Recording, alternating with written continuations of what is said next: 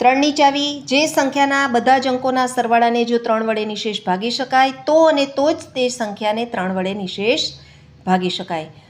અહીં આપણે આ બધા સંખ્યાના અંકોનો સરવાળો કર્યો તો 18 મળ્યો. 18ને 3 વડે નિશેષ ભાગી શકાય, માટે આ આખી સંખ્યાને 3 વડે નિશેષ ભાગી શકાય. અહીં 20 છે એટલે 20 3ના પાડામાં આવતા નથી એટલે આને ન ભાગી શકાય. અહીં 18 છે તો આને ભાગી શકાય. અહીં 20 છે તો 20 3ના ઘડિયામાં આવે નહીં એટલે ના ભાગી શકાય. અહીં 21 છે તો 3 સત્તા 21 થાય એટલે 3 વડે નિશેષ ભાગી શકાય.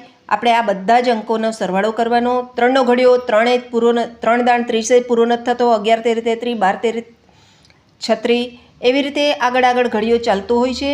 તો તમારે એ પ્રમાણે ઘડિયા લેવા અને આ 2 દાખલા તમારે કરવાના છે.